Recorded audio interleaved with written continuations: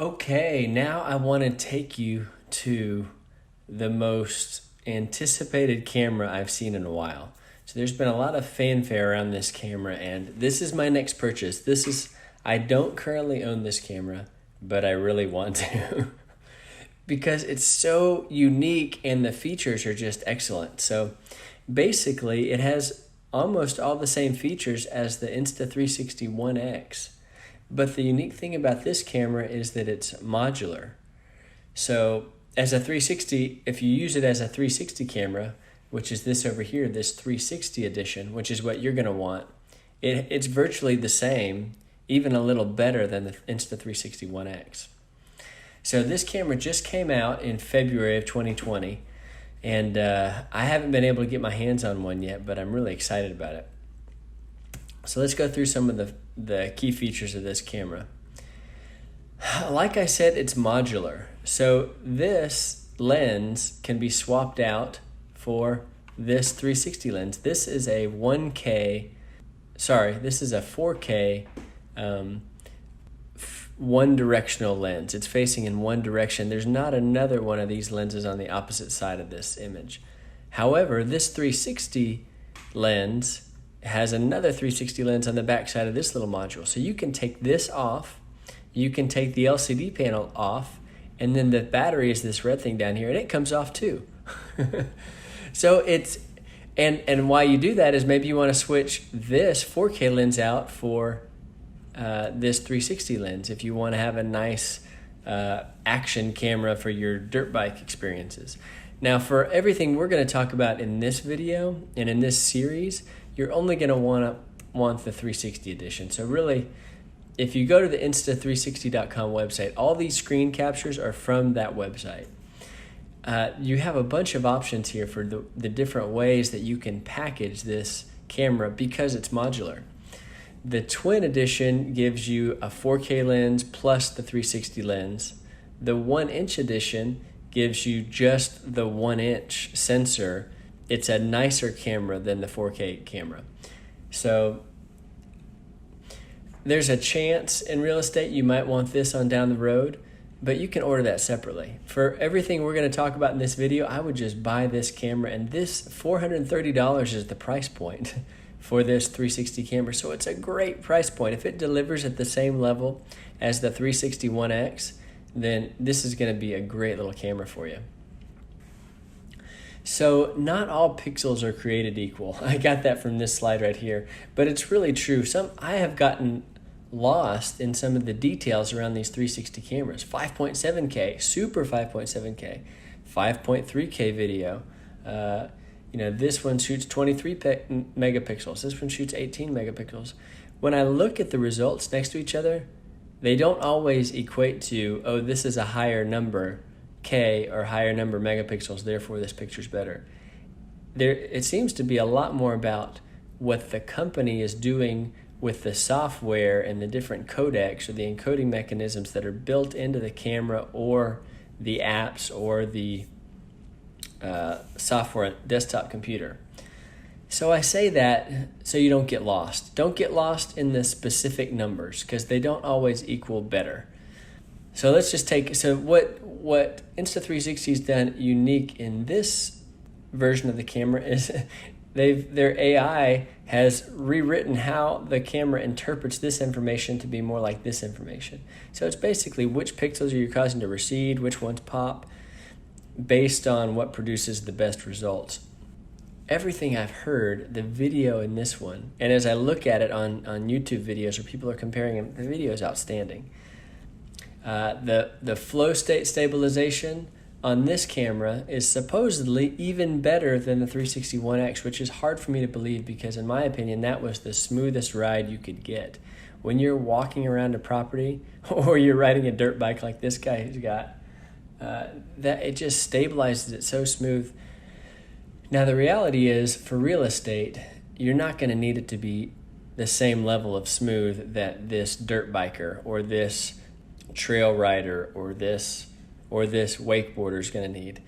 But stabilization is still super helpful, and it's my favorite feature of these 360 cameras. It allows you to do so many things not just for 360 video where you view it in 360, but in flat videos where you take a segment. We call them reframe videos, where you take a segment of the 360 video as a flat video. And that's actually the most valuable aspect of this stabilization, in my opinion. We have HDR on this camera too, which is coming out. It's on almost all the new cameras now. It's basically a way to kind of push the dynamic range, making your highlights look better and your lowlights look better, and really drawing out those midtones so that everything's not washed out. Like sometimes you'll see the sky is all white, it's all washed out, or a dark area, the midtones kind of fade to black more. You can see that the midtones on this left one are kind of all together, whereas here they really pop. So this is one of the factors. Again, I haven't used this camera, but all the footage, back-to-back footage I've seen has been really stellar on this camera. So I included this low light shot because from all the footage I've seen online, this is one of the best, if not the best camera for capturing low light video. So if you have I don't really know that you would have a context where you'd want to be shooting evening or nighttime photography. I thought maybe if you have some really good uplighting in trees or backyard lighting or lighting around your house, uplighting on your house, that you want to highlight for that listing, that could be helpful. Or if you wanted to take some nighttime shots in the interior showing how great all the drop lights are in the house. Maybe, maybe not, but this camera is the go-to camera for that. From everything I see, this is probably the best low light video camera out there right now. And they have this color plus option that I haven't worked with, but as you can see, it really saturates, it pops out the saturation on the photos and the video. I'm interested to work with this. This could be a really cool feature to make video and photography look a little bit better. Now, one thing that is super cool and just a huge advantage to this camera is the built-in LCD. So this module, this is the core module that connects with the 360 camera lens module, which connects with the battery. But having this LCD panel right here lets you play back in real time what you just shot or what you're shooting, which is really cool. Usually you have to sync with a phone to be able to preview your 360 video or photos, but it seems like Insta360 is kind of getting away with that. They're transitioning to letting the phone and the app on the phone be more in the background. You don't necessarily need it to work the camera. So a few other examples of that is you can just use your voice to say, take a photo, and it takes a photo, or start recording, and it starts recording. I think that is just amazing. If that works, that's going to be a really helpful feature, and apparently it integrates with Apple Watch too. Excited to try that out. Now this is a cool feature. This on the right, connecting an external mic, is probably not what you're going to want to do with a 360 because you would see it. But you can see they have the single facing 4K camera here facing one direction. In that instance, you could adapt a mic and this could be really good. But what I think is super cool is this right here. If you can, connecting AirPods to the camera allows you to have the microphone just a few inches from your mouth rather than a few feet from your mouth. So I can imagine that the audio that you're going to get from the AirPods is way superior to the audio you would get from the built-in microphones on this camera. I really want to try that because I think this, good sound, it really does make a big difference. Now these 360 videos are much more like live, like, hey, coming to you live, and people are a lot more forgiving when they watch videos like this online because it's authentic, it's real, it's one take. It's not polished, high production value, spend a lot of money to make this perfect presentation. No, it's just like, hey, here we go. But good audio matters, and I can imagine that this could really up the audio game for a lot of agents doing 360 walkthrough video. Now, Insta360 also has the invisible selfie stick on this camera. It's a great feature. It came out a few years ago. It's awesome. To be fair, if you have a little something sticking out around your hand area where you have something attached to the pole, or you can see a little bit of the tripod, it's not the biggest deal. Most people they'll notice that, but they're not going to be looking at that for more than just, oh, I noticed that, moving on. Because one of the things that I often like to do is attach a clipboard or a notepad to my selfie stick. So from the 360 camera's point of view, it just looks like a line, and you don't really notice it. You notice it, but then you move on as a viewer.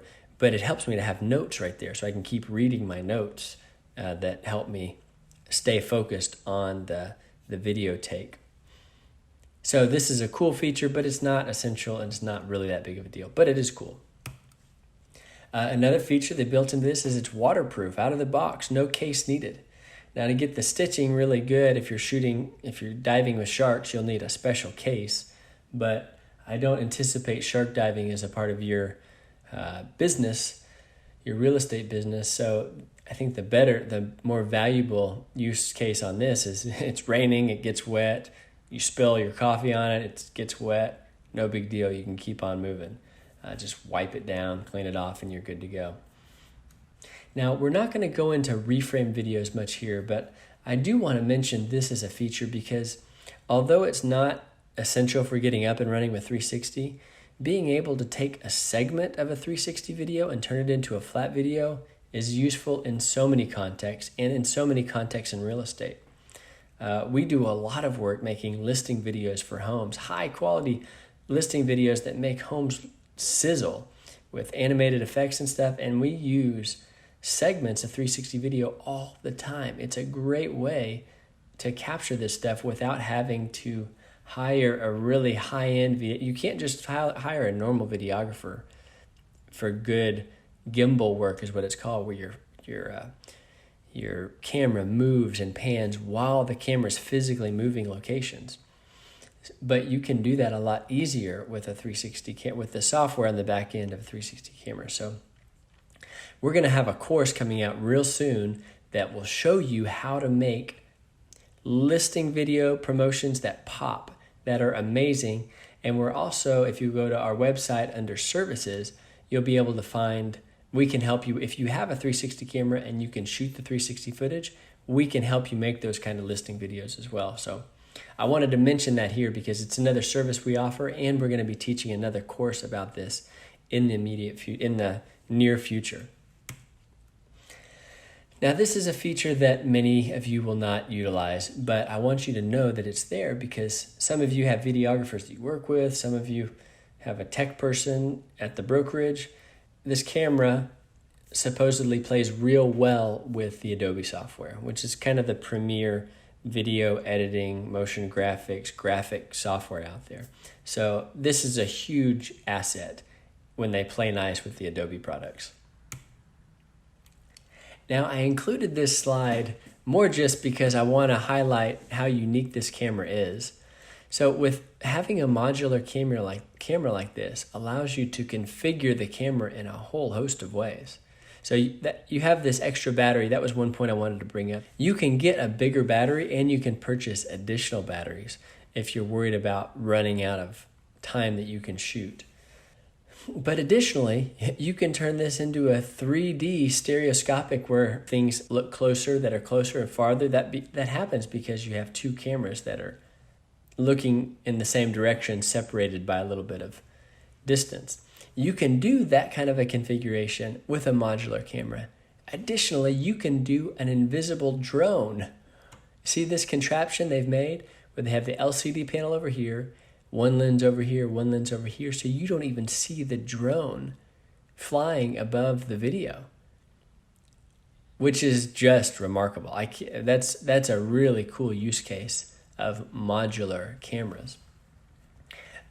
Maybe something that you would utilize as a real estate agent. Probably not without the help of a tech person because you need a license to fly a drone professionally. But it's a really cool feature. And I can see that this, I think this is probably where the industry will start moving for 360 cameras. Now, just to review some of the really cool features on this are, one, it's modular.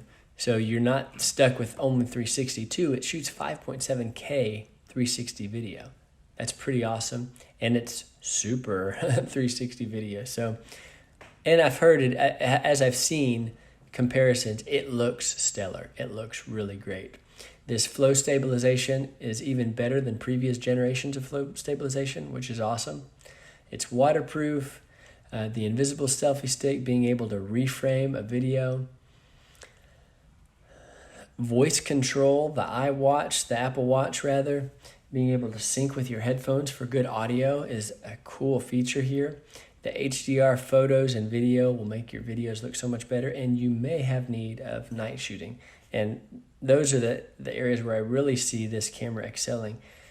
Now, there's one notable area on this camera that makes it less attractive for real estate agents, and that is that it does not integrate with Matterport presently. Now, I'm hopeful that Matterport is fixing this problem and allowing to integrate with more video service, more 360 cameras, but as of right now, January 1st, 2020, that is not the case. So if you're wanting to do a lot of 360 virtual tours within Matterport, this is not the camera for you.